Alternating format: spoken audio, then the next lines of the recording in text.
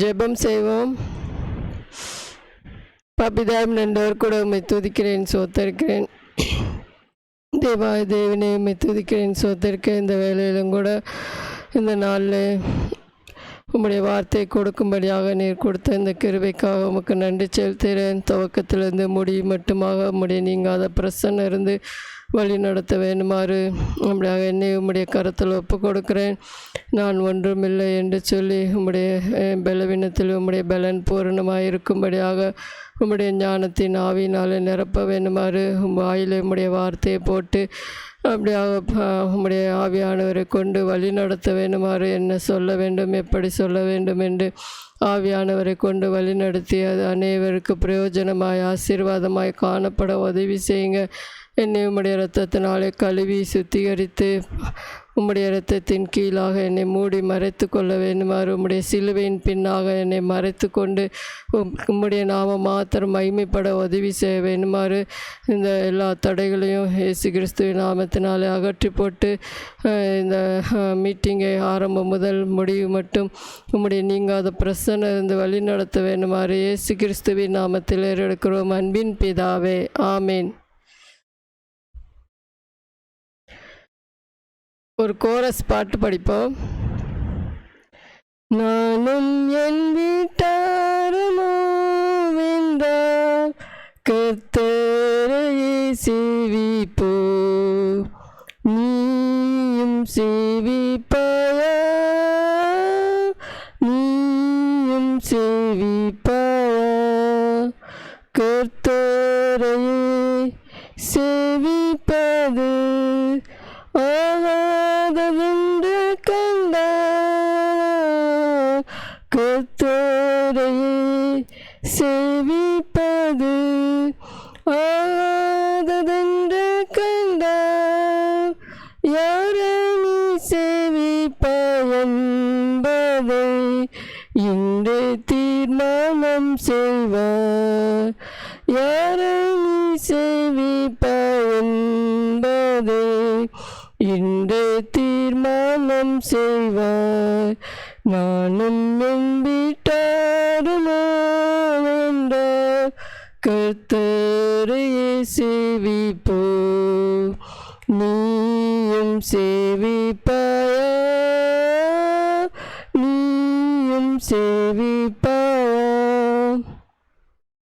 இன்றைய தினம் நம்ம கொஞ்சம் குடும்பங்களை பற்றி நம்ம பார்ப்போம். எந்த குடும்பம் ஆசீர்வதிக்கப்பட்டது, கர்த்தரால் ஆசீர்வதிக்கப்பட்ட குடும்பம் எப்படி இருந்தது என்று கொஞ்சம் குடும்பங்களை குறித்து நம்ம பார்ப்போம். முதலாவதாக குடும்பம் ஆதிகாமம் 1ஆம் அதிகாரம் 1வது வசனம் நம்ம படிப்போம். ஆதியிலே தேவன் வானத்தையும் பூமியும் சிருஷ்டித்தார். நம்ம பார்க்கிறோம் ஆதியிலே தேவன் வானத்தையும் பூமியும் சிருஷ்டித்தார். அதுக்கப்புறம் 7 நாள் எல்லாம் 6 நாள் முடிஞ்சோடனே 7ஆம் நாள் விசிராந்தி. அதுக்கப்புறம் தேவன் நம்ம பார்க்குறோம் 1ஆம் அதிகாரம் 27வது வசனம். தேவன் தம்முடைய சாயலாக மனுஷனை சிருஷ்டித்தார், அவனை தேவ சாயலாகவே சிருஷ்டித்தார், ஆணும் பெண்ணுமாக அவர்களை சிருஷ்டித்தார் என்று பார்க்கிறோம். ஆதாமை ஏவாளையும் தேவன் சிருஷ்டித்தார் என்று பார்க்கிறோம். வானத்தையும் பூமியும் உண்டாக்கி மற்ற எல்லாவற்றையும் உண்டு பண்ணின அதுக்கப்புறம் தேவன் ஆதாமை உண்டு பண்ணினார், தன்னுடைய சாயலாக உண்டு பண்ணினார் என்று பார்க்கிறோம். அது பரலோகத்தின் ஒரு அனுபவத்தை காரியத்தை குறிக்கிறது. பரலோக அந்த தெய்வீக சுபாவம் அவங்களில் இருந்தது என்று பார்க்கிறோம். தேவனுடைய தன்னுடைய சுபாவமாக தன்னுடைய சாயலாக தேவன் அவர்களை உண்டு பண்ணினார் என்று பார்க்கிறோம். அப்படியாக நம்ம பார்க்கும்போது தேவன் எல்லாவற்றையும் உண்டு பண்ணி 28வது வசனத்தில் நம்ம பார்க்கிறோம். தேவன் அவர்களை நோக்கி, நீங்கள் பலுகி பெருகி பூமியை நிரப்பி அதை கீழ்ப்படுத்தி சமுத்திரத்தின் மச்சங்களையும் ஆகாயத்து பறவைகளையும் பூமியின் மேல் நடமாடுகிற சகல ஜீவ ஜந்துக்களையும் ஆண்டு கொள்ளுங்கள் என்று சொல்லி தேவன் அவர்களை ஆசீர்வதித்தார். நம்ம பார்க்கிறோம், ஏவாளையும் தேவன் ஆசீர்வதித்தார் என்று பார்க்கிறோம். தன்னுடைய சாயலாக தெய்வீக சுபாவமாக அவர்களை உண்டு பண்ணி அப்படியாக அவர்களை ஆசீர்வதித்தார். நீங்கள் இந்த பூமியை நிரப்பி நீங்கள் ஆண்டு கொள்ளுங்கள் என்று அதிகாரத்தையும் தேவன் கொடுத்தார். அது மட்டுமல்ல, தேவன் தன்னுடைய ஒரு தோட்டத்தை உண்டு பண்ணினார். அந்த தோட்டத்தில் கொண்டு வந்து ஆதாமை வைத்தார் என்று நம்ம 2ஆம் அதிகாரம் 15வது வசனம் நம்ம படிக்கிறோம். தேவனாகிய கர்த்தர் மனுஷனை ஏதேன் தோட்டத்தில் அழைத்து கொண்டு வந்து அதை பண்படுத்தவும் காக்கவும் வைத்தார் என்று நம்ம பார்க்கிறோம்.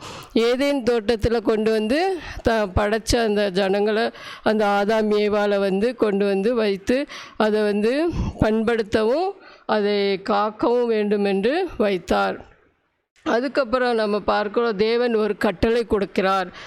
தேவனாகிய கர்த்தர் மனுஷனை நோக்கி, நீ தோட்டத்தில் உள்ள சகல விருட்சகத்தின் கனியையும் புசிக்கவே புசிக்கலாம், ஆனாலும் நன்மை தீமை அறியத்தக்க விருட்சகத்தின் கனியை புசிக்க வேண்டாம், அதை நீ புசிக்கும் நாளிலே சாகவே சாவா என்று ஒரு கட்டளை கொடுக்குறாரு.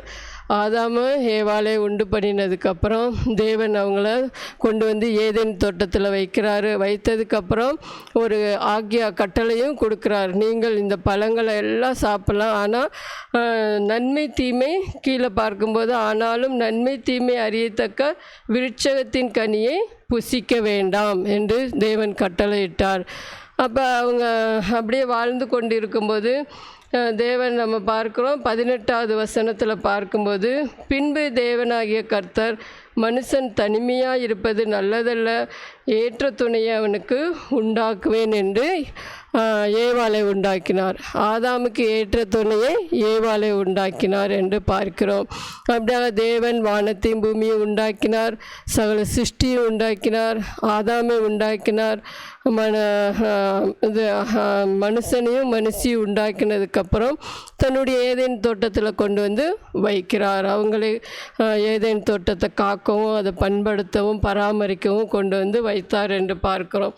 அப்பொழுது தேவன் ஆசீர்வதித்து அவங்களை அந்த தோட்டத்தில் வைத்து, நீங்கள் இந்த கனியை புசிக்கக்கூடாது என்று சொல்லி நம்ம பார்க்கிறோம். அப்படியாக பார்க்கும்போது ஏற்ற துணைனா நம்ம மற்ற தெலுங்கு இதில் பார்க்கும்போது சகாயக் ரூப்மே. அப்போ நம்ம பார்க்குறோம், ஆதாமுக்கு சகாயமாக இருக்கும்படியாக ஏவாளை உண்டு பண்ண, எல்லா விதத்திலும் சகாயமாக இருக்கும்படியாக. அதே மாதிரி நம்மளையும் கூட தேவன் ஒரு சகாயமாக, நம்ம கணவனுக்கு ஒரு சகாயமாக இருக்கணும், எல்லா விதத்திலும் நம்ம சகாயமாக இருக்கணும், எல்லா விதத்திலும் உதவியாக இருக்கணும் என்று தேவன் நம்மளை படைத்து அப்படியாக இந்த குடும்பத்தை கட்டினார் என்று நம்ம பார்க்கிறோம். அப்போ நம்ம பார்க்கும்போது நம்ம 3ஆம் அதிகாரம் 1ஆம் வசனத்தில் பார்க்கிறோம், தேவனாகிய கர்த்தர் உண்டாக்கின சகல காட்டு விருட்சங்களை பார்க்கலும் சர்ப்பமானது தந்திரம் உள்ளதாக இருந்தது. அது ஸ்திரியை நோக்கி, நீங்கள் தோட்டத்தில் உள்ள சகல விருட்சங்களின் கனியை புசிக்க வேண்டாம் என்று தேவன் சொன்னது உண்டோ என்று ஒரு கேள்வி கேட்குறது. சைத்தான் அப்படிதான் நம்ம மனசில் நம்மக்கிட்ட கேள்வி கேட்பான். அப்படியா இப்படியா சைத்தான் நம்ம மனசில் தூண்டிவிட்டு நம்மளை குடும்பத்தை கெடுக்கிறதுக்காக சைத்தான் முதலாவது வார்த்தையினால தான் கொண்டு வருவான் என்று நம்ம பார்க்கிறோம். அப்போ ஸ்திரீ என்ன சொல்கிறார்? ஸ்திரீ சர்ப்பத்தை பார்த்து, நாங்கள் தோட்டத்தில் உள்ள விருட்சகத்தின் கனியை புசிக்கலாம், ஆனாலும் தோட்டத்தின் நடுவில் இருக்கிற விருட்சகத்தின் கனியை குறித்து தேவன் நீங்கள் சாகாதபடிக்கு அதை புசிக்கவும் அதை தொடவும் வேண்டாம் என்றார். அப்படி சைத்தானுக்கு அந்த சொல்லிட்டான். நம்ம பார்க்குறோம் அந்த பாம்புக்கு. அப்போ அது என்ன சொன்னால், தேவன் என்ன சொன்னார்? நீங்கள் அந்த பழத்தை புசிக்கக்கூடாது தான் சொன்னார். நீங்கள் புசிக்கவும் கூடாது தொடவும் கூடாது என்று சொல்லவே இல்லை நம்ம பார்க்குறோம். ஆனால் இந்த ஸ்திரீ இந்த ஏவாள் என்ன சொன்னால், அதை தொடவே கூடாது என்று. அப்போ ஒரு வார்த்தையை அதிகமாக சொல்லிவிட்டாள், பொய் சொல்லிவிட்டாள் என்று. உடனே சைத்தானுக்கு அது என்ன ஆயிடுச்சு? ரொம்ப இடம் கொடுத்த மாதிரி ஆயிடுச்சு நம்ம பார்க்குறோம். ஆனால் ஆதாம்கிட்ட தேவன் சொல்லியிருந்தால், நீங்கள் புசிக்கிற நாள்லே அதை சாவீர்கள் என்று சொன்னார். அதை இந்த ஏவாள் கேட்கவில்லை. அது ஏவாள் தன்னுடைய கணவனுக்கு துணையாக இருக்கும்போதை தான் உண்டாக்குனார் என்று பார்க்கிறோம். ஆனால் அது நம்ம பார்க்கிறோம், ஆதாம் அங்கே இல்லை. அந்த சைத்தான் பேசும்போது ஆதாம் அங்கே இல்லை என்று நம்ம பார்க்கிறோம். அப்படியாக அந்த சம்பாஷணை நடந்து கொண்டிருக்கும்போது ஒரு பொய்யின் வார்த்தை சொன்னதுனால அவங்க குடும்பத்தில் அந்த எல்லா ஆசீர்வாதத்தையும் இழந்து போகிறதற்கு காரணமாக இருக்கிறது என்று பார்க்கிறோம். அப்போ அந்த பாம்பு என்ன செய்து நீ அதை புசிக்கலாம், அதனால் நீ ஒன்றும் ஆகாது, நீ தேவனை போல் மாறிடுவ. அப்புறம் திருப்பி சைத்தான் சொல்லுது. அப்படியே சைத்தானுக்கும் ஏவாளுக்கும் வார்த்தைகள் நடந்து கொண்டே இருக்கும்போது சைத்தானுடைய வார்த்தைக்கு தான் ஏவாள் கீழ்ப்படிந்தாள் என்று பார்க்கிறோம். தேவனுடைய வார்த்தைக்கு கீழ்ப்படியவில்லை. கடைசி சைத்தான் எப்படியோ பேசி அவளை ஏமாற்றிட்டார் என்று நம்ம பார்க்கலாம். அப்போ அந்த பழத்தை அவள் எடுக்கிறா, பறித்து அதை புசித்து தன்னுடைய புருஷனுக்கும் கொடுக்குறாள் என்று பார்க்கிறோம். அப்படியாக அவளுடைய அந்த அவங்க வாழ்க்கையே ஆசீர்வாதம்லாம் அவங்க இழந்து போய்விட்டார்கள் என்று பார்க்கிறோம். தேவனுடைய வார்த்தைக்கு கீழ்ப்படியாதனால தேவன் அவங்களை ஆசீர்வதித்தார். பலுகி பெருகுங்கள் என்று பூமியை நிரப்பும்படியாக அவங்களை உண்டாக்கினார். ஆனாலும் அவங்க கர்த்தருடைய வார்த்தையை காட்டிலும் சைத்தானுடைய வார்த்தைக்கு முதலிடம் கொடுத்தனால அவங்க தேவனுடைய ஆசீர்வாதத்தை இழந்து போகிறார்கள் பார்க்கிறோம். அப்படியாக நம்ம 8வது வசனத்தில் பார்க்கும்போது, பகலில் குளிர்ச்சியான வேளையிலே தோட்டத்தில் உலாவுகிற தேவனாகிய கர்த்தருடைய சத்தத்தை அவர்கள் கேட்டார்கள். அப்பொழுது ஆதாமும் அவன் மனைவியும் தேவனாகிய கர்த்தருடைய சத்தத்திற்கு விலகி தோட்டத்தின் விருட்சங்களுக்குள்ளே ஒளிந்து கொண்டார்கள். ஏன் ஒளிந்து கொண்டார்கள் என்றால், அவர்கள் கர்த்தருடைய சத்தத்திற்கு கீழ்ப்படியவில்லை. அவங்க பயந்துட்டாங்க. அப்பொழுது தேவனாகிய கர்த்தர் ஆதாமை கூப்பிட்டு, நீ எங்கே இருக்கிறாய் என்றார். அதற்கு அவன், நான் தேவருடைய சத்தத்தை தோட்டத்தில் கேட்டு நான் நிர்வாணியாக இருப்பதனால் பயந்து ஒளிந்து கொண்டேன். அப்போ அவங்களுக்குள்ள அந்த பாவ உணர்வுகள், பாவங்கள், கீழ்ப்படியாத தன்மைகள் வந்ததுனால அவங்க கர்த்தரை விட்டு தூரமாய் போய்விட்டார்கள். கர்த்தருடைய சத்தத்தை கேட்க முடியாமல் அவர்கள் தன்னை மறைத்து கொண்டார்கள் என்று பார்க்கிறோம். கர்த்தருடைய சத்தத்தை கேட்டவுடனே அவங்களுக்கு ஒரு பயம் வந்துருச்சு. அதனால நாங்கள் ஒளிஞ்சிக்கிட்டோம் அப்படின்றாங்க. அதனால் நம்ம பார்க்குறோம், நம்ம ஜீவியத்திலையும் கூட எவ்வளவோ பேர் இந்த பாவம் செய்ததுனால, கீழ்ப்படியாதனால கர்த்தரை விட்டு தூரமாய் போகிறார்கள். கர்த்தருடைய வார்த்தை விட்டு தூரமாய் போகிறார்கள். நம்ம பாவம் செய்யும்போது கர்த்தருடைய வேதத்தை படிக்க மனசு வராது. கர்த்தருடைய சத்தத்தை கேட்டாலே நம்மளுக்கு ஒரு பயம் வரும். அப்போ நம்ம சபைக்கு கூட வரமாட்டோம். அங்கே வந்தால் கர்த்தர் என்னோட பேசுவார், எனக்கு நல்லா இல்லை அப்படி சொல்லி எவ்வளவோ பேர் தேவனை விட்டு தூரமாய் போகிறார்கள். தேவனுடைய ஐக்கியத்தை விட்டு தூரமாய் போகிறார்கள் என்று பார்க்கிறோம். அப்படியாக இந்த ஆதாம் ஏவாளுடைய குடும்பத்தில் நடந்தது. அவங்க நல்லா கர்த்தரோடு ஐக்கியம் வைத்து தினம் தேவன் அவங்களோடு பேசுவார், ஐக்கியம் வைப்பார் என்று பார்க்கிறோம். ஒரு நாள் இந்த கீழ்ப்படியாத தன்மை வந்ததுனால, அவங்க சைத்தானுடைய வார்த்தைக்கு கீழ்ப்படிந்ததுனால அவங்க என்ன செஞ்சாங்க, அவங்க கர்த்தருடைய ஐக்கியத்தை விட்டு தூரமாய் போய்விட்டார்கள். அப்போ கர்த்தருடைய சத்தத்துக்கு தூரமாய் போய்விட்டார்கள். நம்ம கடைசி பார்க்கும்போது 24வது வசனத்தில் பார்க்குறோம். 23வது வசனம் 3:23, அவன் எடுக்கப்பட்ட மண்ணை பண்படுத்த தேவனாகிய கர்த்தர் அவனை ஏதேன் தோட்டத்திலிருந்து அனுப்பிவிட்டார் என்று பார்க்கிறோம். தோட்டத்தை விட்டு தேவன் அவங்கள அனுப்பிவிட்டார். 3 காரியம் அவங்க செஞ்சனால 3 காரியம் அவங்க இழந்து போனார்கள் என்று நம்ம பார்க்கிறோம். முதலாவது, தேவனுக்கு வார்த்தைக்கு கீழ்ப்படியவில்லை. 2வது, சைத்தானுடைய வார்த்தைக்கு கீழ்ப்படிந்தார்கள். 3வது, தேவனுடைய சத்தத்தை கேட்டு பயந்து தன்னை ஒழித்து கொண்டார்கள் அப்படி நம்ம பார்க்குறோம். நம்ம யோவான் 10ஆம் அதிகாரம் 4ஆம் வசனத்தில் பார்க்கும்போது அவர்கள் 4:5 பார்க்குறோம், அவர்கள் அந்நியருடைய சத்தத்தை கேட்கவில்லை, அறியவும் இல்லை என்று பார்க்கிறோம். ஆனால் இந்த ஏவாளு இந்த சாத்தானுடைய சத்தத்தை கேட்டு அதை அறிந்து அதற்கு கீழ்ப்படிந்தால் பார்க்கிறோம். அதனால் நம்மளுடைய வாழ்க்கையில் சைத்தானுக்கு நம்ம இடம் கொடுக்கக்கூடாது. சைத்தானுக்கு நம்ம இடம் கொடுக்கும்போது நம்ம பார்க்குறோம், ஆதாமோடு தான் இருக்கணும். ஆனால் ஆதாமை விட்டு தூரம் போனனால தான் அந்த சைத்தான் பேசி அவளை வார்த்தையினாலே கெடுத்து விட்டது என்று நம்ம பார்க்கிறோம். அப்படியாக நம்மளும் கூட நம்ம கணவனை விட்டு தூரமாய் போகும்போது சைத்தானுக்கு இடம் கொடுக்கிறவர்களாக இருக்கிறோம். அப்போ சைத்தானுடைய வார்த்தைக்கு இன்னும் எவ்வளவோ நம்ம அலசடிப்படுகிற சிந்தனைகளுக்கு நம்ம இடம் கொடுக்கிறவர்களாக இருக்கிறோம். அதனால் நம்ம வசனத்தில் பார்க்கும்போது கூடுமான அளவு 1 கொரிந்தியர் நம்ம படிக்கிறோம், சேர்ந்து வாழுங்கள் இருக்கு. சைத்தானுக்கு இடம் கொடுக்காதிருங்கள். அப்போ நம்ம கணவனோடு நம்ம சேர்ந்து தான் இருக்கணும். நம்ம தூரமாய் போகும்போது, கணவனை விட்டு நம்ம தூரம் போகும்போது நம்ம இந்த கீழ்ப்படியாத தன்மைகள் விடுகிறது. அப்படியாக சைத்தானுக்கு இடம் கொடுக்கிறோம். அந்த குடும்பமே சாபத்திற்குள்ளாக ஆனது என்று நம்ம பார்க்கிறோம். அதனால் நம்ம குடும்பம் அப்படியாக இல்லாதபடி நம்ம முதலாவது குடும்பத்தை நம்ம பார்த்தோம். தேவன் அவர்களை ஆசீர்வதித்தார்.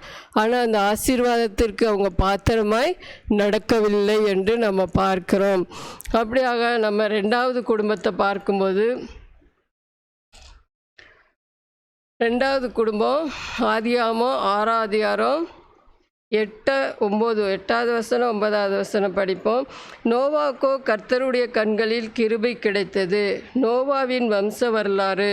நோவா தன் காலத்தில் இருந்தவர்களுக்குள்ளே நீதிமானும் உத்தமனுமாயிருந்தான். நோவா தேவனோடே சஞ்சரித்து கொண்டிருந்தான் என்று பார்க்கிறோம். அப்படியாக நோவாவுக்கோ கர்த்தருடைய கண்களில் கிருபை கிடைத்தது என்று பார்க்கிறோம். அப்போ கிருபை கிடைத்ததுனால தான் தேவன் அந்த குடும்பத்தை தப்புவித்தார் என்று நம்ம பார்க்கிறோம். அந்த நாட்களிலே ஜனங்கள் எல்லாம் ரொம்ப கொடுமையான பாவங்கள் செய்து கொண்டிருந்தார்கள். அக்கிரம சிந்தைகள் அவங்களுக்குள்ளே இருதயத்திலேருந்து வர்றதெல்லாம் அக்கிரம சிந்தையாக தான் இருந்துச்சு. அதனால் தேவன் அவங்களை அழிக்க வேண்டும் என்று நினைத்தார். அப்போ பார்க்கும்போது தேவன் நோவாவை பார்க்கும்போது நோவாவுக்கு தேவன் கண்களில் தயவு கிடைத்தது. அதனால் நோவாவை பார்த்து தேவன் சொல்கிறார், நீ ஒரு கொப்பேர் மரத்தினால ஒரு கப்பலை உண்டு பண்ணு, நீ உங்கள் குடும்பமாக அதில் போய் நீங்கள் இருக்கணும், அப்பொழுது ரட்சிக்கப்படுவீர்கள் என்று. ஏன்னா நோவா காலத்தில் அவன் நீதிமானும் உத்தமனுமாக இருந்தான். தேவனோடு சஞ்சரித்துக்கோ. எல்லா பேரும் பாவம் செய்கிறாங்க, எல்லா பேரும் தேவனை விட்டு தூரமாக போயிடறாங்க.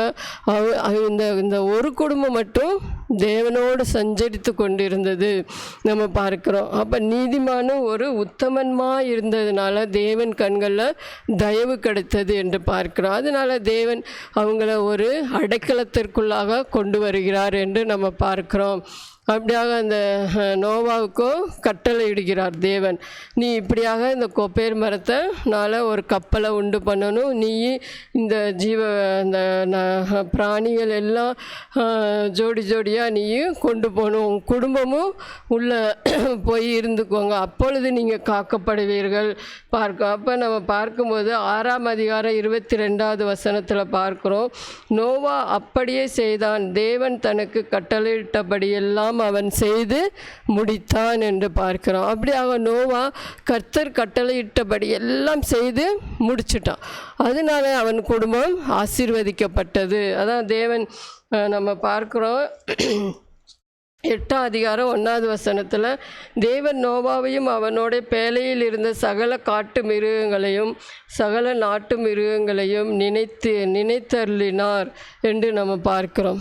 தேவன் அவங்கள மறுபடியும் நினைத்தார். அப்போ அவங்கள நினைத்ததுனால அந்த தண்ணியெல்லாம் வற்றப்பட்டு அவங்க வெளியே வந்தோடனே தேவன் என்ன சொல்கிறாரு, 9வது அதிகாரம் 1வது வசனம், பின்பு தேவன் நோவாவையும் அவன் குமாரனையும் ஆசீர்வதித்து, நீங்கள் பலுகி பெருகி பூமியை நிரப்புங்கள் என்று சொல்கிறார். அப்போ நோவா குடும்பத்துக்கு தேவன் ஆசீர்வதிக்கிறார். அவங்க கீழ்ப்படிந்ததுனால, அவங்க தேவனுடைய கட்டளையை நிறைவேற்றினதுனால அவங்களை தேவன் பலுகி பெருகி பூமியை நிரப்புங்கள். அதான் 7வது வசனத்திலே நம்ம பார்க்குறோம், 9:7.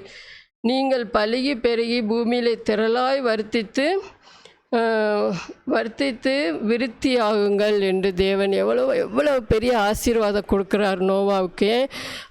நோவா தேவனுடைய கட்டளையின் பிரகாரம் கீழ்ப்படிந்து செய்து முடித்தார் என்று பார்க்கிறோம். அப்படியாக தேவன் நம்மளுக்கு கொடுக்குற ஒவ்வொரு கட்டளையும் நம்ம கீழ்ப்படிந்து அதை செய்து முடிக்கும்போது தேவன் நம்மளையும் நம்ம குடும்பத்தையும் ஆசீர்வதிக்கிறார். அந்த பெரிய அழிவிலிருந்து நோவா குடும்பம் தப்புவிக்கப்பட்டது. நோவா கீழ்ப்படிதலின் நிமித்தம், நோவா அந்த கட்டளையை செய்து முடித்தது நிமித்தம் நம்மளுக்கு தேவன் கொடுக்கிற ஒவ்வொரு கட்டளையும் நம்ம செய்து முடிக்கிறவர்களாய் காணப்பட வேண்டும். அப்பொழுது நம்ம குடும்பம் முழுவதும் ரட்சிக்கப்படுகிற பேலை ரட்சிப்புக்கு ஒரு இதாக காண்பிக்கிறது என்று நம்ம பார்க்கிறோம். அப்படியாக ரட்சிப்பின் பேலை.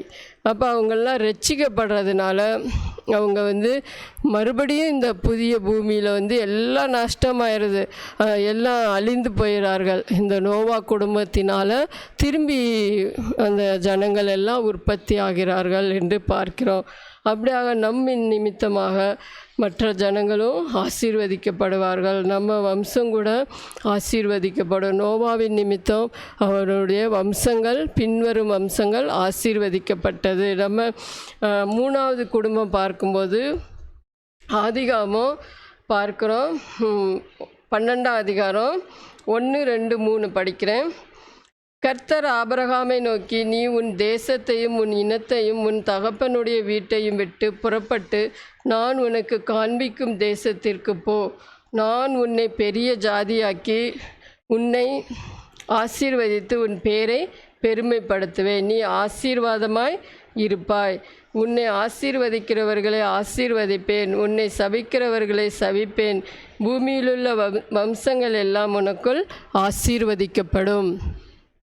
கர்த்தர் ஆபிரகாமுக்கு ஒரு கட்டளை இடுகிறார்.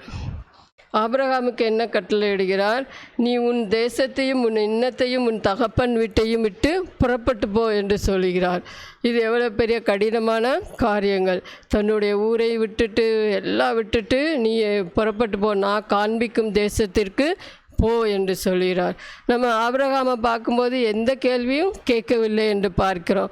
ஆபிரகாம் உடனே கீழ்ப்படிந்தார் என்று நம்ம பார்க்கிறோம். அவர் எந்த கேள்வி கேட்காம கர்த்தர் எங்கே போக சொல்கிறாரு என்ன ஏது ஒன்றும் தெரியாது, ஆனாலும் கர்த்தர் வார்த்தைக்கு கீழ்ப்படிந்து புறப்பட்டு போனான் என்று நம்ம பார்க்கிறோம். அதனால கர்த்தர் என்ன சொல்கிறாரு? உன்னை பெரிய ஜாதியாக்கி உன் பேரை பெருமைப்படுத்துவேன். அப்போ நம்ம கர்த்தருடைய வார்த்தை கீழ்ப்படிந்து அதன் பிரகாரம் செய்யணும். நம்ம செய்யும்போது தான் அந்த ஆபிரகாமை தேவன் ஆசீர்வதித்தார். நான் உன்னை ஆசீர்வதிப்பேன், பூமியில் உள்ள சகல ஜனங்களும் உனக்குள் ஆசீர்வதிக்கப்பட்டிருக்கும். தேவன் ஆபிரகாமையும் ஆபிரகாமின் சந்ததியும் மற்றவர்களையும் கூட அவன் நிமித்தமாக ஆசீர்வதித்தார் என்று நம்ம பார்க்கிறோம். அப்படியாக அந்த ஆபிரகாமை நம்ம யோவானில் படிக்கும்போது, யோவான் 10:27 படிக்கும்போது, என் ஆடுகள் என் சத்தத்தை கேட்டு எனக்கு பின் செல்கிறது. அப்படி இந்த ஆபிரகாமு கூட தேவன் சத்தத்தை கேட்டவன தேவனுக்கு பின்பாக செல்கிறார் என்று நம்ம பார்க்கிறோம். எந்த கேள்வி கேட்கவில்லை. அதனால தேவன் அவரை ஒரு விசுவாசத்துக்கு தகப்பனாய் மாற்றினார். அது மட்டுமல்ல, நம்ம எபிரேயர் 11ஆம் அதிகாரத்தில் நம்ம பார்க்கும்போது அவர் பின் வைத்த காலை அவர் முன் வைத்த காலை பின் வைக்கல என்று நம்ம பார்க்கிறோம், படிப்போம். 11ஆம் அதிகாரம் 15வது வசனம் நம்ம படிப்போம். தங்கள் விட்டு வந்த தேசத்தை நினைத்தார்கள், ஆனால் அதற்கு திரும்பி போவதற்கு அவர்களுக்கு சமயம் கிடைத்திருக்குமே. அதை அல்ல, ஆகிலும் அதிலும் மேன்மையான பரம தேசத்தை விரும்பினார்கள். ஆகையால் தேவன் அவர்களுடைய தேவன் என்னப்பட வெட்கப்படுகிறதில்லை. அவர்களுக்கு ஒரு நகரத்தை ஆயத்தம் பண்ணினாரே. விட்டு வந்த தேசத்தை திரும்பி போகணுன்னு அவங்க நினைக்கவே இல்லை. அவங்க அந்த கானான் தேசத்தையே நோக்கி கொண்டு போய் கொண்டிருக்கிறார்கள். நம்ம அம்மா அப்பா விட்டு வந்துட்டோம், நம்ம தேசத்தை விட்டு வந்துட்டோம், திரும்பி போவோம் அப்படி சொல்லி அவங்க நினைக்கவே இல்லை. தேவனை பின்பற்றி அவங்க முன்னேறி செல்கிறார்கள் என்று நம்ம பார்க்கிறோம். அதனால நம்ம கலப்பையின் மேல் தன் கையை வைத்து பின்னிட்டு பார்க்கிறவன் தேவனுடைய ராஜ்யத்திற்கு யோக்கியன் அல்ல என்று நம்ம பார்க்கிறோம். அப்படியாக நம்ம கலப்பையின் மேலே கை வைத்து பின்னிட்டு பார்க்கக்கூடாது. நம்ம ஆபிரகாம் அவனுடைய வாழ்க்கையில் பார்க்கும்போது, ஆபிரகாம் வாழ்க்கையில் கர்த்தர் எந்த வழியில் நடத்துகிறாரோ போய்கொண்டே இருக்கிறாரோ, அவர் பின்னிட்டு பார்க்கவில்லை. திரும்பி பார்த்தா திரும்பி வர்றதுக்கு அவருக்கு வாய்ப்பு கிடச்சிருக்கும், ஆனாலும் அவர் திரும்பி பார்க்கவில்லை. தன்னுடைய எந்த முன்வைத்த காலை பின் வைக்கவில்லை. அவர் கானான் எந்த தேசத்திற்கு தேவன் போச்சனாரோ அந்த தேசத்திற்கு போய் சேர்ந்தார் என்று நம்ம பார்க்கிறோம். அப்படியாக நம்ம வாழ்க்கையும் கூட தேவன் நம்மளை வழி நடத்தும் போது தேவன் சொல்லுகிற கட்டளையை கேட்டு நம்ம முன்னேறி செல்லணும், நம்ம பின்வாங்கி போகக்கூடாது என்று நம்ம பார்க்கிறோம். அப்படியே நம்ம கர்த்தருடைய சத்தத்தை அறிந்து அதற்கு கீழ்ப்படிய வேண்டும் என்று பார்க்கிறோம். அப்படியாக அந்த ஆபிரகாம் கீழ்ப்படிந்தார், பின்னிட்டு பார்க்கவில்லை, அந்த பரம தேசத்தை நோக்கி போனார் என்று பார்க்கிறோம். அப்படியாக அந்த ஆதியாகமம் 22:12 நம்ம பார்க்கும்போது, ஒரே பேரான குமாரன் அந்த ஈசாக்கை பலி கொடுக்க சொன்னபோது அதற்கும் அவர் கீழ்ப்படிந்தார். அப்பொழுது தேவன் சொல்கிறாரு, நீ இப்பொழுது எனக்கு பயப்படுகிறவன் என்று நான் அறிந்திருக்கிறேன் என்று சொல்கிறார். அப்போ தேவன் அந்த ஆபிரகாமை சோதித்து அறிகிறார், நீ எப்படிப்பட்டவன் என்பதை. அப்போ நம்மளையும் கூட தேவன் ஒரு கடினமான சூழ்நிலையிலும் கூட தேவன் நம்மளை சோதித்து அறிகிறார் என்று பார்க்கிறோம். நம்ம தேவனை பின்பற்றுகிறோமா, தேவனுக்கு கீழ்ப்படுகிறோமா இல்லையா என்று தேவன் நம்மளை சோதித்து அறிகிறார். அதான் நம்ம யாத்திராகமம் 8:2 பார்க்கிறோம். இஸ்ரவேல் ஜனங்களை அந்த வனாந்தரத்தில் நடத்தி கொண்டு போனார். எதற்கு அப்படி நடத்தி கொண்டு போனார்? 11 நாளில் போய் சேர்ந்துடலாம். 40 வருஷம் அவங்கள வனாந்தரத்தில் சுற்றி கொண்டு வந்தார் என்று பார்க்கிறோம். ஏன்? அவங்களை தாழ்மையாக நடப்பார்களா இல்லையா என்று அவங்கள் இருதயத்தை அறிந்து கொள்ளும்படியாக தேவன் அப்படியாக செய்தார் என்று பார்க்கிறோம். அப்படியாக அவங்க எல்லாம் கொண்டு போய் இருக்கும்போதே பின்வாங்கி போயிட்டே இருக்காங்க. அதனால நஷ்டமாகி கொண்டே போனார்கள். ஆனால் ஆபிரகாம் ஜீவியத்தில் பார்க்கும்போது தேவன் கொண்டு போகிற இடத்திற்கெல்லாம் சொல்கிற இடத்துக்கெல்லாம் ஆபிரகாம் கீழ்ப்படிந்து போனார் என்று பார்க்கிறோம். அப்படியாக நாமும் கூட தேவன் நம்மளை எங்கே வழி நடத்துகிறாரோ அங்கே நடந்து செல்லும்போது பின்னிட்டு பார்க்கக்கூடாது. அந்த பரம தேசத்தை நம்ம நோக்கி போகும்போது கீழானவைகள் அல்ல மேலானவைகளை கொலோசி 3:1-2 நம்ம பார்க்கிறோம். பூமியில் உள்ளவைகள் அல்ல மேலானவைகளை நோக்கி ஓடுங்கள். அப்போ நம்ம வாழ்க்கை மேலான அந்த பரம தேசத்தை நோக்கி ஓட வேண்டும் என்று நம்ம பார்க்கிறோம். 3வது நம்ம குடும்பம் பார்க்கும்போது ஆதிகாமம் 32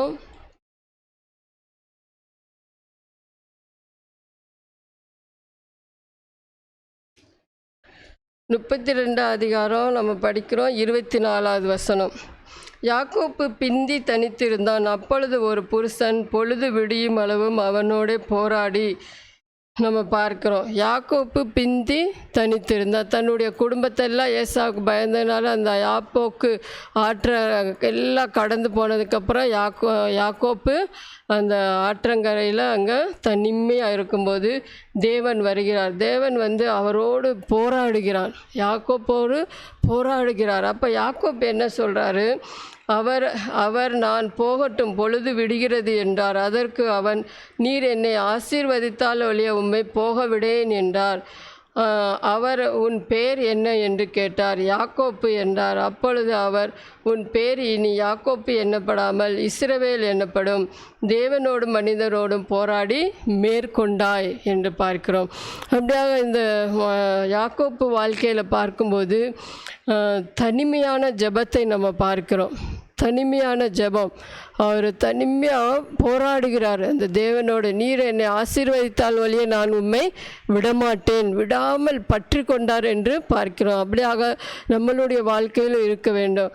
அதனால் அவர் கேட்குறார், உன் பேர் என்ன? அப்போ தான் அவர் தன்னுடைய உண்மையான அந்த பேரை சொல்லுகிறார். மற்ற எல்லா இடத்துலையும் பார்க்கும்போது பொய் சொல்லி ஆசீர்வாதத்தை பெற்றார். ஆனால் இந்த இடத்துல தேவன் சந்தித்ததுனால, தேவனை விடாமல் பற்றி கொண்டதுனால என் பேர் யாக்கோப்பு. அப்போ தேவன் சொல்கிறார், இனி உன் பேர் யாக்கோப்பு இல்லை, இஸ்ரவேல் என்று தேவன் ஆசீர்வதித்தார் என்று பார்க்கிறோம். அப்படியாக நாமும் கூட தனிமையான அந்த ஜெப வாழ்க்கை வேண்டும் என்று நம்ம பார்க்கிறோம். தேவனோடு போராடி ஜெபிக்க வேண்டும். அப்பொழுது தான் நம்ம குடும்பம் ஆசீர்வதிக்கப்படும். அது யாக்கோப்பு சொல்கிறார், நீ என்னை ஆசீர்வதித்தால் வழியே நான் உன்னை விடமாட்டேன் என்று அவர் பாதத்தை பற்றி கொண்டார். அது மாதிரி நாமும் கூட தேவனை ஆசீர்வதிக்கும் வரைக்கும் நம்ம தேவனை விடவே கூடாது. நம்ம விடாமல் கர்த்தரை பற்றி கொள்கிறவர்களாக இருக்க வேண்டும்.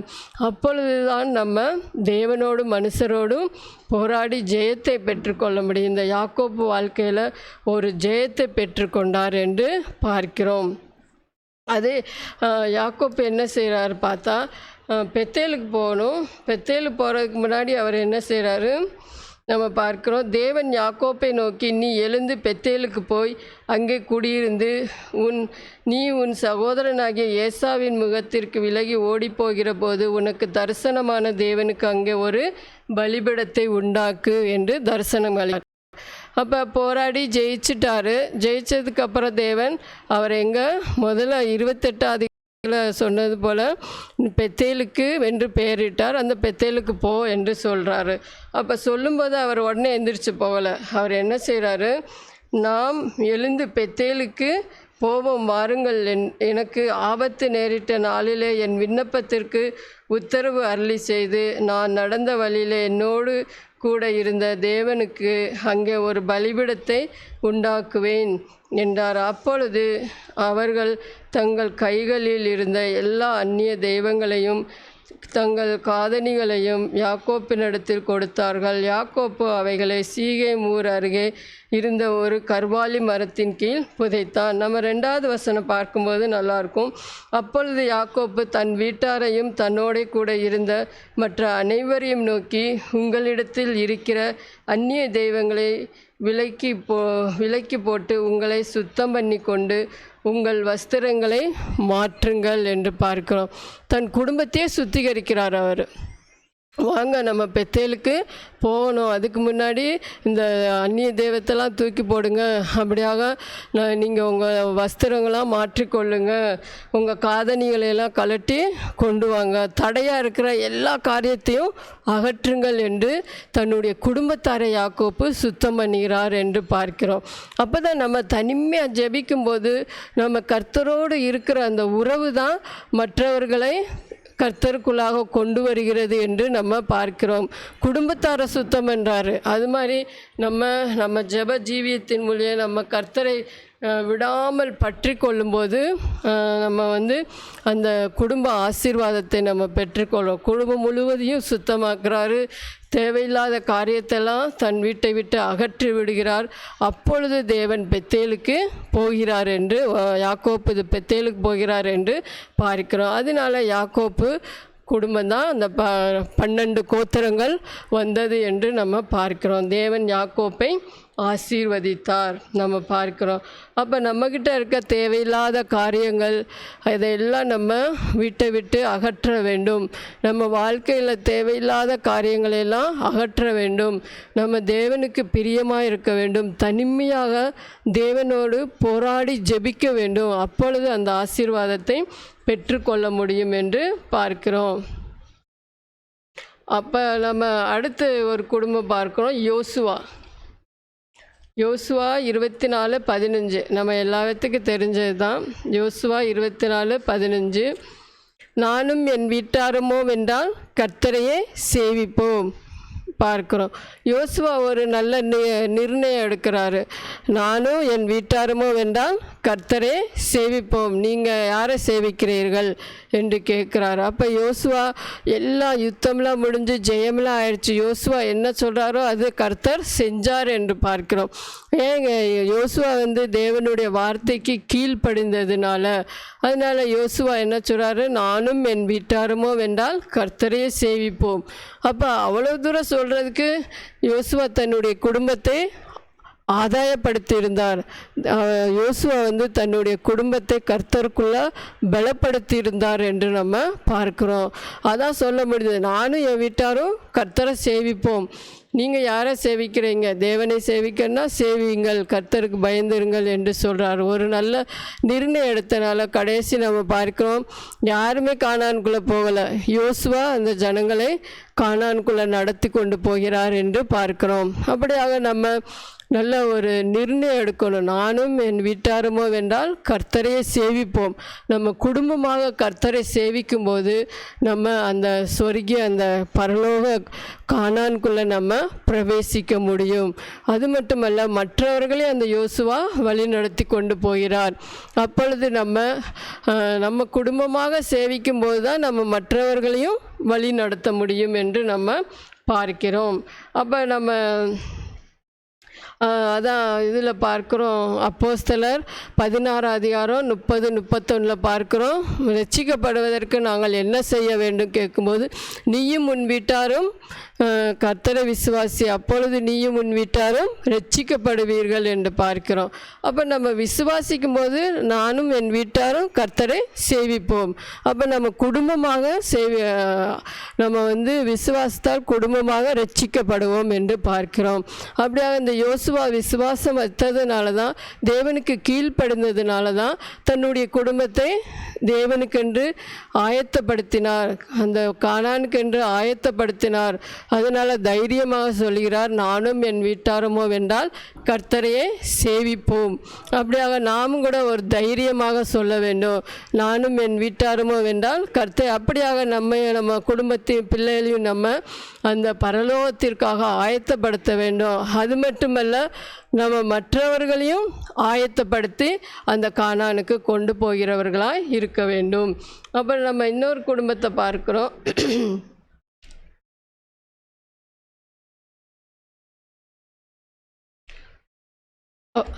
அப்போஸ்தலர் பார்க்கிறோம் 16ஆம் அதிகாரம்.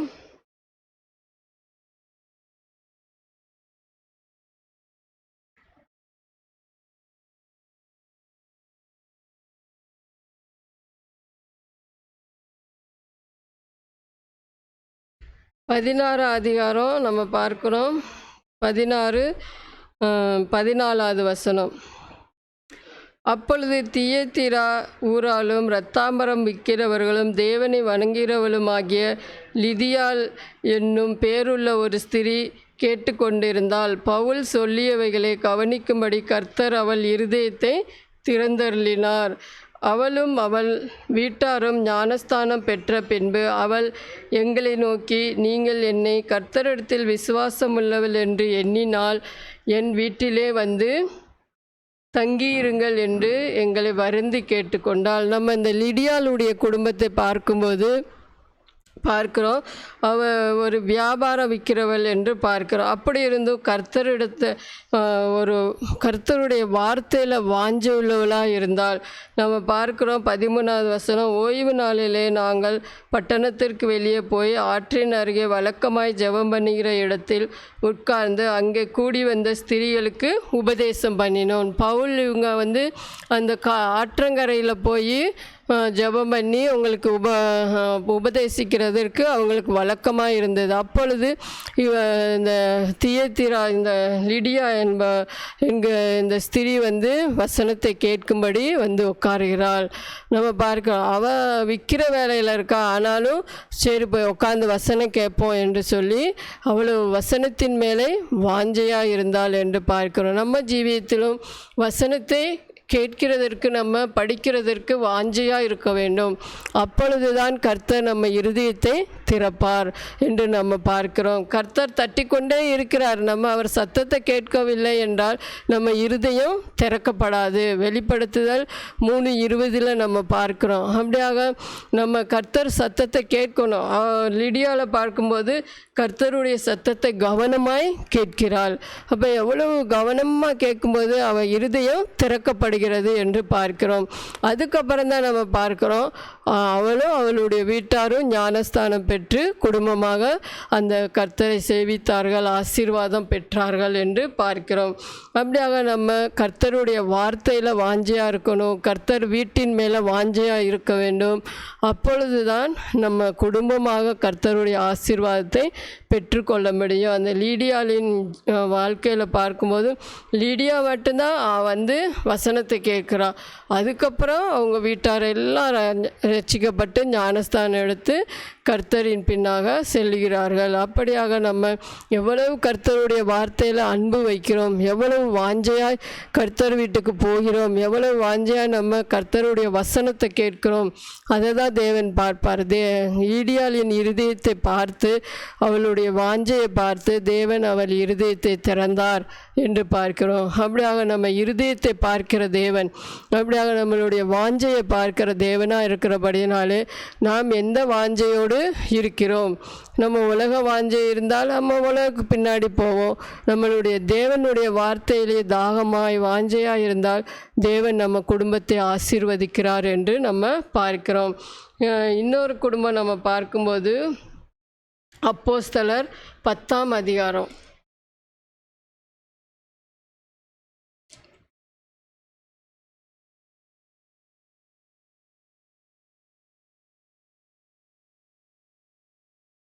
10ஆம் அதிகாரம் பார்க்குறோம்.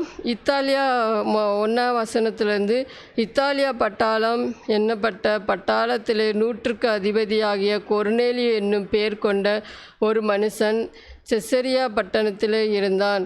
அவன் தேவ பக்தி உள்ளவனும் தன் வீட்டார் அனைவரோடும் தேவனுக்கு பயந்தவனுமாயிருந்து ஜனங்களுக்கு மிகுந்த தர்மங்களை செய்து எப்பொழுதும் தேவனை நோக்கி ஜெபம் பண்ணி கொண்டிருந்தான் பார்க்கிறோம். நம்ம அந்த கொர்நேலியு வாழ்க்கையில் எப்படி இருந்தது? அவன் தேவ பக்தி உள்ளவனும் தன் வீட்டார் அனைவரோடும் தேவனுக்கு பயந்தவனுமாயிருந்து மிகுந்த தர்மங்களை செய்து கொண்டு தேவனை நோக்கி ஜெபம் பண்ணி கொண்டிருந்தார்கள் என்று பார்க்கிறோம். குடும்பத்தோடு அவங்க தேவ பக்தியாக இருந்தார்கள் என்று பார்க்கிறோம். அவனும் தேவ பக்தியாக இருந்தால் குடும்பமும் தேவ பக்தியாக இருந்து அனைவருக்கு தானம் தர்மம் செஞ்சாங்க, உதவி செய்கிறவர்களாக இருந்தார்கள். அது மட்டுமல்ல, எப்பொழுதும் தேவனை நோக்கி ஜெபிக்கிற குடும்பமாக இருந்தது நம்ம பார்க்கிறோம். அப்படியாக தேவன் அதனால் அந்த தரிசனமாகி கொர்நேலியு நடக்க வேண்டிய விதத்தில் தேவன் நடத்தினார் என்று நம்ம பார்க்கிறோம். கொர்நேலியு தேவ பக்தியாக இருந்தார், ஜெபம் பண்ணி கொண்டிருந்தார். ஆனால் அவருக்கு ரட்சிப்பு மற்ற இதெல்லாம் இல்லை. அதனால் அவர் சொல்கிறார், நீ பத்தரசை கூப்பிட்டு பேதுருவை கூப்பிட்டு நீ என்ன செய்ய வேண்டும் என்று பேதுரு உனக்கு சொல்லுவார். அப்பொழுது அந்த வசனத்தை பேதுரு வந்து சொல்கிறார். அதுக்கப்புறம் அந்த வீட்டார் அனைவரும் ஞானஸ்தானம் பெற்று கர்த்தரை பின்பற்றினார்கள் என்று பார்க்கிறோம். அப்படியாக தேவன் நம்ம கர்த்தருக்கு பயந்து நம்ம கர்த்தரை எப்பொழுதும் ஜெபம் பண்ணி கொண்டு இருக்கும்போது தேவன் நம்ம நடக்க வேண்டிய விதத்தில் தான். சங்கீதம் ஒரு வசனம் படிப்போம். சங்கீதம் 25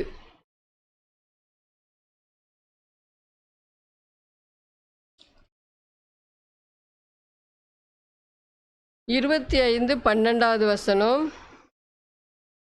கர்த்தருக்கு பயப்படுகிற மனுஷன் எவனோ அவனுக்கு தாம் தெரிந்து கொள்ளும் வழியை போதிப்பார். நம்ம பார்க்குறோம். கர்த்தருக்கு 14வது வசனத்தில் கர்த்தருடைய ரகசியம் அவருக்கு பயந்தவர்களிடத்தில் இருக்கிறது நம்ம பார்க்கிறோம். அப்படியாக கர்த்தருக்கு பயப்படுகிற மனுஷன் எவனோ அவனுக்கு தாம் தெரிந்து கொள்ளும் வழியை போதிக்கிறார் என்று பார்க்கிறோம். அப்படியாக இந்த கொர்நேலியு தேவ பக்தி உள்ள மனுஷனாக இருந்ததுனால அவருக்கு எந்த வழியை தெரிந்து கொள்ளணுமோ அந்த வழியை போதிக்கிறார் என்று நம்ம பார்க்கிறோம். அப்படியாக அவர் என்ன செய்ய வேண்டும், எப்படி ரட்சிக்கப்பட வேண்டும், எப்படி ஞானஸ்தானம் எடுக்க வேண்டும், பேதுருவை வச்சு வழி நடத்தினார் என்று பார்க்கிறோம். அப்படியாக நாம் கூட கர்த்தருக்கு பயந்து நடக்கும்போது, குடும்பமாக கர்த்தருக்கு பயந்து ஜெபம் பண்ணுகிற குடும்ப ஜெபம் வேண்டும், தனி ஜெபம் வேண்டும். நம்ம கர்த்தரோடு ஜெபிக்கும்போது, நேரத்தை செலவிடும்போது கர்த்தர் நம்ம நடக்க வேண்டிய வழியை நமக்கு காட்டுகிற தேவனாக இருக்கிறார்.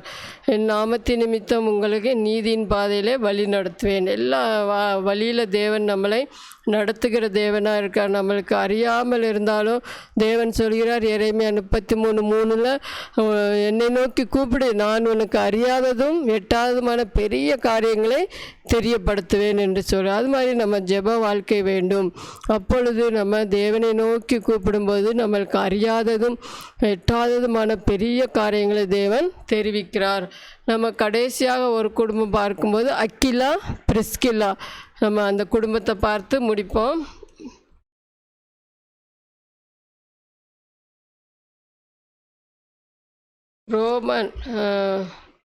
ரோமன் 16வது அதிகாரம் நம்ம பார்க்கிறோம்.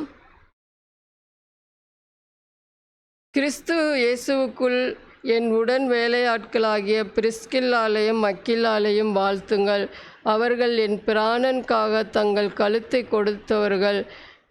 அவர்களை பற்றி நான் மாத்திரமல்ல, புறஜாதியாரில் உண்டான சபையார் எல்லாரும் நன்றி அறிதலுள்ளவர்களாய் இருக்கிறார்கள். அவர்களுடைய வீட்டிலே கூடி வருகிற சபையையும் வாழ்த்துங்கள் என்று நம்ம பார்க்கிறோம். அப்படியாக அக்கிலா பிரிஸ்கில்லா 2 பேரும் கணவன் மனைவி, 2 பேரும் தேவனுடைய ஊழியத்தை உண்மை உத்தமமாய் செய்தார்கள் என்று பார்க்கிறோம். பவுலோடு கூட சேர்ந்து தன்னுடைய ஊழியத்தை நடத்துகிறார்கள். பவுலுக்கு எவ்வளவோ உதவிகரமாக இருந்தார்கள் என்று பார்க்கிறோம். பவுலுக்கு தன்னுடைய கழுத்தையே கொடுக்க அவங்க தயங்களை, அவ்வளவு உண்மை உத்தமாய் தேவனுடைய ஊழியத்தை அவரோடு கூட சேர்ந்து செய்தார்கள் என்று பார்க்கிறோம். அப்படியாக அவங்க வீட்டில் கூடி வருகிற சபை, தன்னுடைய வீட்டில் சபைக்காகவும் இடம் கொடுத்தார்கள் என்று பார்க்கிறோம். சபை நடத்த, ஏன்னா சபையை கூடி வருதலே எல்லா ஜனங்களும் அங்கே கூடி வருகிறதுக்கு ரோமன் அந்த காலத்தில் எல்லா எபிரேயரையும் விரட்டி விட்டார்கள். அப்படியாக அந்த ஐக்கியம் இல்லாத அந்த நேரத்திலே அவர்கள் தங்களுடைய வீட்டிலே சபைக்கு இடம் கொடுத்தார்கள் என்று நம்ம பார்க்கிறோம். பவுலும் அங்கே இருக்கிறாரு, இவங்களும் விரட்டப்பட்டு வந்திருக்கிறாங்க. அந்த சூழ்நிலையில் பவுலையும் தன்னோட சேர்த்து கொண்டு பவுல் ஊழியக்காரரை தாங்கினார்கள். அப்படியாக ஊழியக்கார அவரோடு சேர்ந்து தங்களை உயிரை கூட விடுகிறதற்கு அவங்க தயங்கவில்லை என்று பார்க்கிறோம். அப்படியாக இந்த அக்கிலா பிரிஸ்கில்லா 2 பேரும் அந்த குடும்பமாக கணவன் மனைவியாக சேர்ந்து அந்த ஊழியத்திலே செயல்பட்டார்கள். அதனால் அவங்க ஒரு சாட்சியாக இருந்தார்கள் என்று நம்ம பார்க்கிறோம். அப்படியாக நம்ம இந்த குடும்பங்கள்லாம் பார்த்தோம். நம்ம வாழ்க்கை எப்படி இருக்கிறது என்று நம்மை நாம் ஆராய்ந்து பார்க்கணும். முதலாவது குடும்பம் ஆசீர்வாதத்தை இழந்து போய்விட்டது, சாபத்தை பெற்றுக்கொண்டார்கள். ஏன் என்றால் அவர்கள் கர்த்தருடைய வார்த்தையை காட்டிலும் சைத்தானுடைய வார்த்தைக்கு கீழ்ப்படிந்தார்கள். தங்கள் நேரத்தை சைத்தானோடு செலவிட்டார்கள் என்று நம்ம பார்க்கிறோம். அப்படியாக நாம் இருக்கக்கூடாது. 2வது நம்ம பார்க்கும்போது நோவா கர்த்தர் சொன்ன எல்லா கட்டளைகளையும் செய்து முடித்தார் என்று பார்க்கிறோம். அவர் ஒரு உத்தமனும் நீதிமானும் உத்தமனுமாய் இருந்தார் என்று நம்ம பார்க்கிறோம். அதனால் தேவன் கண்களை தயவு கிடைத்தது, அந்த குடும்பத்தை ஆசீர்வதித்தார் என்று பார்க்கிறோம். அப்படியாக நம்ம ஆபிரகாமை பார்க்கும்போது ஆபிரகாமை தேவன் சொன்னார், நீ உந்த வீட்டையும் ஊரையும் விட்டு தேசத்தை விட்டு இனத்தை விட்டு போ என்று சொன்னபோது உடனே கீழ்ப்படிந்து அவர் தேவன் சொல்கிற இடத்திற்கு போனார், தேவனை பின்பற்றி சென்றார் என்று நம்ம பார்க்கிறோம். அதனால் விசுவாசிகளுக்கு தகப்பனானார், எல்லாவற்றிற்கும் ஒரு ஆசீர்வாதமாய் காணப்பட்டார். அவர் முன்னோக்கி போனார், பின்னோக்கவில்லை என்று நம்ம பார்க்கிறோம். அப்படியாக அந்த தேவன் சத்தத்தை கேட்டு அவர் சொல்லுக்கு கீழ்ப்படிந்து அவரை பின் சென்றார். அதனால் ஒரு விசுவாச தகப்பனாக மாறினார் என்று நம்ம பார்க்கிறோம். அப்படியாக அந்த யாக்கோபை பார்க்கும்போது அந்த கஷ்டத்தின் நேரத்திலும் தனிமையாக தேவனோடு போராடி ஜெபித்தார் என்று பார்க்கிறோம். அதனால் தேவனுடைய ஆசீர்வாதத்தை இஸ்ரவேல் என்று அந்த பெயரை பெற்றுக்கொண்டார். தன்னுடைய எல்லா குற்றங்களையும் ஒப்புக்கொண்டார். அதுக்கப்புறம் தேவன் அவரை நீ இப்பொழுது யாக்கோப்பு எனப்படாமல் இஸ்ரவேல் எனப்படுவாய் என்று ஆசீர்வதித்தார். அதுக்கப்புறம் தன்னுடைய வீட்டார் அனைவரையும் அவர் சுத்திகரிக்கிறார். அப்புறம் பெத்தேலுக்கு போகிறார் என்று பார்க்கிறோம். அப்படியாக நம்ம யோசுவாவை பார்க்கும்போது அந்த எல்லா ஜனங்களையும் வழிநடத்தி கொண்டு வரும்போது எல்லா பேரும் அந்த விக்கிரகங்களை சேவிக்கும்போது அவர் என்ன சொல்கிறாரு, நானும் என் வீட்டாருமோ கர்த்தரே சேவிப்போம், நீங்கள் தெரிந்து கொள்ளுங்கள் யாரை சேவிக்கிறீர்கள். எவ்வளவு ஒரு நிச்சயமாய் ஒரு நிச்சயத்தை அவர் எடுத்தார் என்று பார்க்கிறோம், நிர்ணயம் பண்ணினார் என்று. அப்படியாக அவர் அதனால் கானானுக்குள்ளே தன் குடும்பத்தையும் மற்றவர்களையும் கானானுக்குள்ளே கொண்டு போனார் என்று பார்க்கிறோம். அப்படியாக நம்ம லீடியா குடும்பத்தை பார்க்கும்போது கர்த்தருடைய வார்த்தைக்கு எவ்வளவு நேரம் செலவிட்டால், எவ்வளவு வாஞ்சை இருந்தால், கர்த்தருடைய வார்த்தையை கேட்க வாஞ்சையாக இருந்தால், அதனால் அவளுடைய குடும்பம் ரட்சிக்கப்பட்டு ஞானஸ்தானம் பெற்றது. தேவ மனுஷர்களையும் கனம் பண்ணினாள் என்று நம்ம பார்க்கிறோம். அப்படியாக நம்ம கொர்நேலி குடும்பத்தை பார்க்கும்போது குடும்பமாக கர்த்தருக்கு பயந்து தான தர்மம் பண்ணி ஜெபிக்கிற குடும்பமாக இருந்தது. கர்த்தருக்கு பயந்ததுனால தான் அந்த குடும்பமாக தேவனை நோக்கி ஜெபித்தார்கள். அந்த வாழ்க்கை இருந்ததுனால கர்த்தர் அவங்க நடக்க வேண்டிய வழியை நடத்தினார் என்று நம்ம பார்க்கிறோம். அப்படியாக நம்ம பார்க்கும்போது அக்கிலா பிரிஸ்கில்லா அந்த குடும்பமும் பவுலோடு சேர்ந்து ஊழியம் செய்தார்கள். தன்னுடைய ஜீவனையே இழக்க இருந்தாலும் பரவாயில்ல சொல்லி தன்னுடைய வீட்டில் இடம் கொடுத்தார்கள். அப்படியாக அந்த ஊழியத்திற்கு இடம் கொடுத்தார்கள். எவ்வளவோ பவுலோடு சேர்ந்து ஊழியம் செய்தார்கள். தங்களையே பணயம் வைத்து தேவனை ஊழியம் செய்தார்கள். உண்மை உத்தமமாக நம்ம பார்த்தோம். இப்படியாக இந்த குடும்பங்கள் நிமித்தமாக நம்ம எந்த இதில் இருக்கிறோம், எந்த குடும்பத்தில் நம்ம லிஸ்ட்டில் இருக்கோம், நாமே ஆராய்ந்து பார்த்து நம்மளை நாம் கர்த்தருக்கு ஒப்புவித்து நம்ம நடக்கும்போது தேவன் அந்த ஆசீர்வாதத்தையும் நம்மளுக்கு கொடுக்கிறார் என்று பார்க்கிறோம். ஜெபிப்போம். பிதாவும் நன்றோர் கூட உம்மை துதிக்கிறேன், சோத்தரிக்கிறேன். இந்த வேலையிலும் கூட இந்த கொஞ்சம் குடும்பங்களை பார்க்கும்படியாக நீர் கொடுத்த தயவுக்காக நன்றி செலுத்துகிறோம். இந்த குடும்பங்கள்லாம் எப்படி ஆசீர்வதிக்கப்பட்டார்கள், ஏன் ஆசீர்வதிக்கப்பட்டார்கள் என்று நம்ம பார்த்தோம். அப்படியாக நாங்களும் கூட குடும்பமாக இன்னும் இந்த வார்த்தை கேட்கிற ஒவ்வொரு குடும்பமும் கூட குடும்பமாக உம்மை எந்த நிலையில் இருக்கிறார்களோ அப்படியாக உம்மை பின்பற்றும்படியாக நீரை உதவி செய்ய வேண்டுமாறு இந்த குடும்பமாக நாங்கள் ஆசீர்வாதத்தை பெற்று அனைவருக்கு ஆசீர்வாதமாய் காணப்பட உதவி செய்யுங்க. அப்படியாக இந்த விதைக்கப்பட்ட விதைகளை ஆசீர்வதிங்க, அனைவருக்கு ஆசீர்வாதமாய் பிரயோஜனமாய் காணப்பட உதவி செய்யுங்க. ஏசாயா 55:11 பிரகாரம் அப்படியாக என் வார்த்தை வெறுமையாய் திரும்பி வராது என்று சொன்ன தேவன் நீர் அனுப்பின அந்த காரியம் வாய்க்க பண்ணும்படியாக உதவி செய்ய வேண்டுமாறு உம்முடைய கரத்தில் ஒப்பு கொடுக்கிறோம். பலவீனங்கள் மட்டுப்பாடுகள் மத்தியிலும் விதைக்கப்பட்ட விதையை ஆசீர்வதிக்க வேண்டுமாறு இந்த சிறிய விண்ணப்பத்தை இயேசு கிறிஸ்துவின் நாமத்தில் ஏறெடுக்கிறோம். அன்பின் பிதாவே, ஆமீன். Praise the Lord.